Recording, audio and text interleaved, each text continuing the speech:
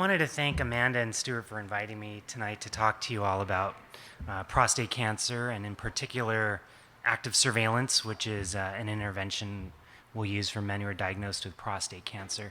And I'd like to talk just a bit about how I use diet, lifestyle, and vegetarianism in my clinical practice around men who get diagnosed with prostate cancer.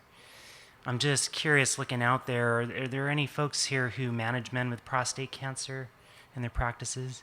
Okay, do you ever get opportunities to talk about diet and nutrition with these men?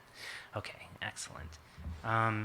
Okay, so my name is Joseph Marquez. I'm a private practice urologist at the Polyclinic. And in my practice, I actually have a special interest in using the MRI or MRI-guided biopsies to try to diagnose prostate cancer. I also have a special interest in trying to manage men as much as possible with this intervention that we call active surveillance, which is avoiding radical surgery or radiation if possible. And in my practice, on an average week, I'll generally be making anywhere from 2 to 6 new diagnoses of prostate cancer. So I get a lot of opportunity to talk to men about diet and nutrition around their diagnosis. I'm also a vegetarian, and actually last month marks my 25th year as a vegetarian. So I thought that I would handle this talk by presenting a case. This is a very typical case I'll see. So this was a 64-year-old man. He was referred to me for an elevated PSA. So he's Caucasian. He has no family history of prostate cancer. He has a moderately elevated PSA of 5.1, but his percent-free PSA is actually quite concerning. So for percent-free PSAs, lower is more concerning, and it's 5.8. No prior biopsies. His physical exam is fine. And the way that I work with men in this scenario is we want to calculate what the risk of prostate cancer is based on this information. So we go online. There's actually an online calculator called the Individualized Risk Assessment Calculator. And this is all based off of data from something called the Prostate Cancer Prevention Trial. And we can input this data and come up with 3 numbers. What's their chance of biopsy showing no prostate cancer? What's their chance of something showing something lower grade, more indolent prostate cancer? And then what's their risk of something showing more aggressive prostate cancer? So that's the red frowny faces you see here. And when we put these numbers in, unfortunately, this gentleman has a 38% chance of a prostate biopsy showing an aggressive prostate cancer. So based on this information, I've begun the discussion with him to consider a prostate biopsy, but because his risk of something aggressive is so high, I've actually recommended he start off with an MRI of the prostate. And I don't know if it's showing up very well here, but this is his prostate right here, and the radiologist is calling out a lesion right in the anterior apical portion of his prostate, which is actually an unusual place for prostate cancers to happen. And so I've recommended that he undergo an MRI-guided biopsy. And what you're not seeing here is the 3D picture of his prostate with a region of interest of concern right here. And so I was able to biopsy that area. And unfortunately, that biopsy showed Gleason 7 prostate cancer. And just a quick refresher, the Gleason scoring system is a pathological scoring system that rates the aggressiveness of prostate cancer. It goes from 6 to 10.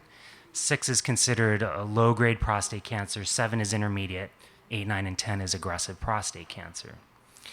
So this gentleman has intermediate risk prostate cancer.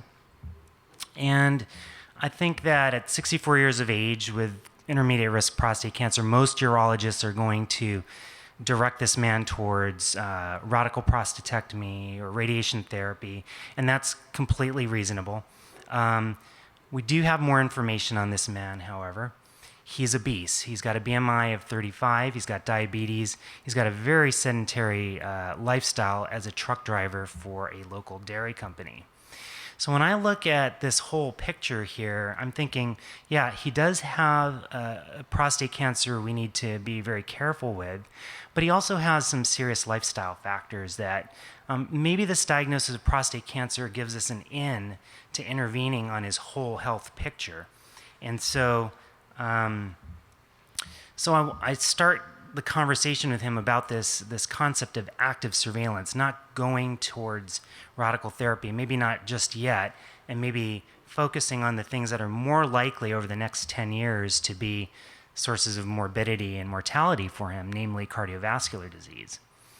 And so a really important paper that helps inform how I talk about active surveillance with men came out back in October in the New England Journal. And this is called the PROTECT trial, and it randomized men who were diagnosed with local prostate cancer to active surveillance, surgery, and radiation, and looked at their outcomes over 10 years. And a whole lot of great data came out of that, but for the purposes of this talk and active surveillance as a concept, what I show men is that in this 10-year outcome study, the percentage of men who died of prostate cancer, whether they were treated or not, was extremely low. Slightly over 1% of men actually died of prostate cancer, whether they were treated or not. And it also looks at all-cause mortality, and that rate is 10 times greater than the risk of dying from prostate cancer.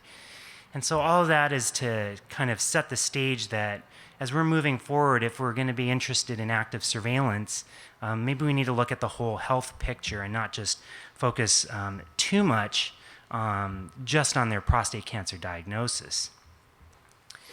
And so as I start to describe what active surveillance is, which is careful PSAs, physical exams, biopsies from time to time, watching for progression and intervening when things look like it's appropriate.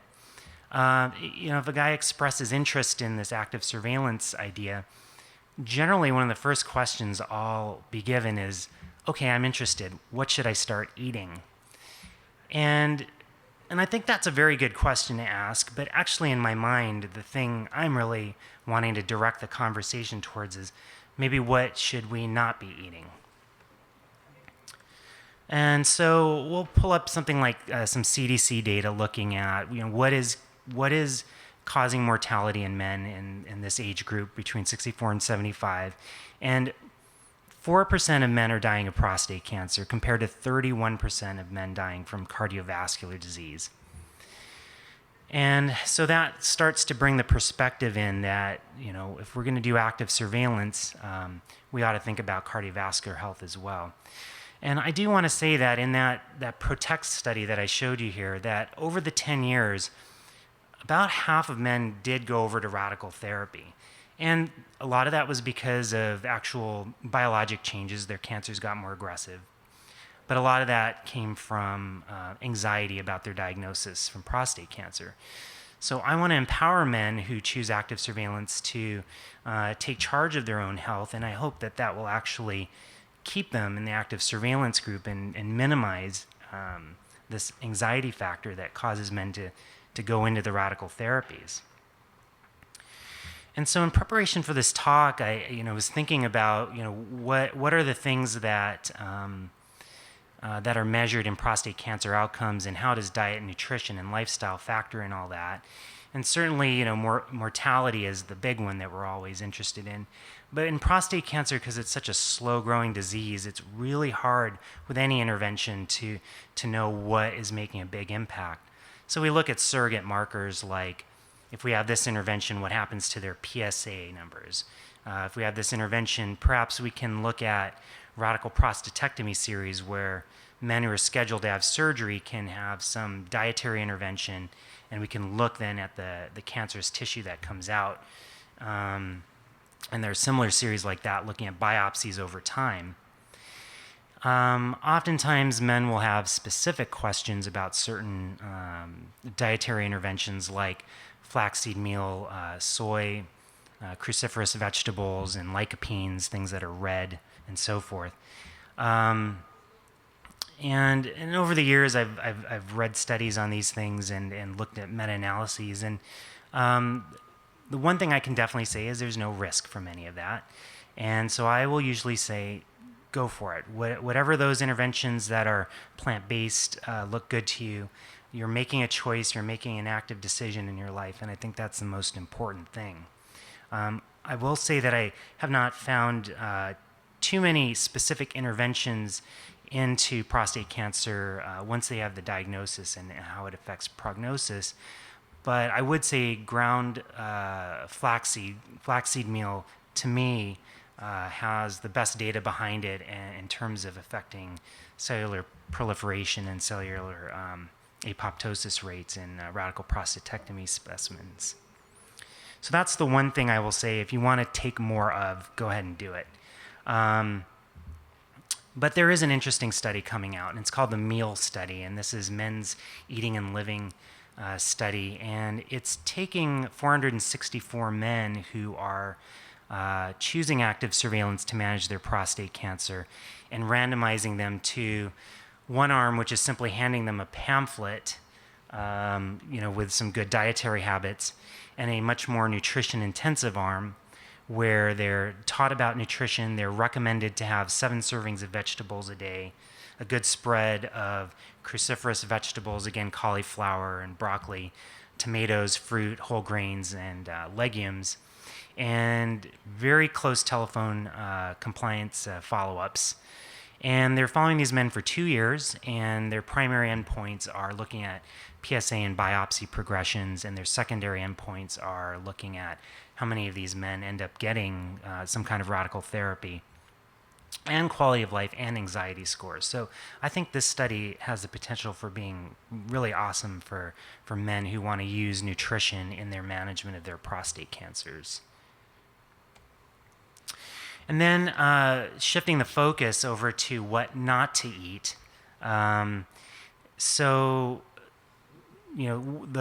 most important thing is if they're obese or overweight, I will focus on calories and suggest that they lose weight. Numerous studies have looked at obesity and its impact on prostate cancer outcomes. Radical prostatectomy series and radiation series show significantly worse outcomes for men who are obese. And so we'll address that. Certainly if they're smoking, we'll address that. But specifically meat, I will talk to them about what is known about consuming meat and prostate cancer or cancers in general. What I will do is I'll direct them over to the National Cancer Institute's website, where they actually have a page that's dedicated to chemicals in meat cooked at high temperature, and it's what's known about it in cancer risk. And right on there is a paragraph from the National Cancer Institute saying numerous epidemiologic studies have shown associations between meats cooked at high temperature and colon cancer, pancreatic cancer, and prostate cancer. And then I will explain to them why this is proposed to be, and I will talk to them about these things called heterocyclic amines and polyaromatic hydrocarbons, and how when you cook muscle at high temperature, you're generating these compounds that are mutagens that actually mutate their DNA. And if they've already got a diagnosis of prostate cancer, that means there's something about them that puts them at risk for cancer. So I highly recommend that they avoid or eliminate meat altogether, and in particular, meat cooked at high temperatures. And then plus, I will actually share my candid opinions about meat, which is I see nothing particularly good about meat. And if they can adopt a vegetarian lifestyle, they're going to do a lot of good things for their overall health. In urology, we will typically say whatever is heart healthy is prostate healthy.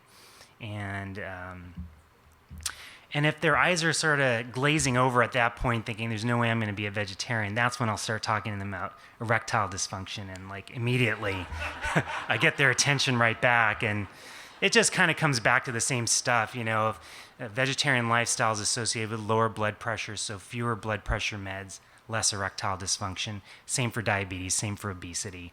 And so that's how I kind of get them on board with this kind of a lifestyle. Well, thanks so much for listening tonight.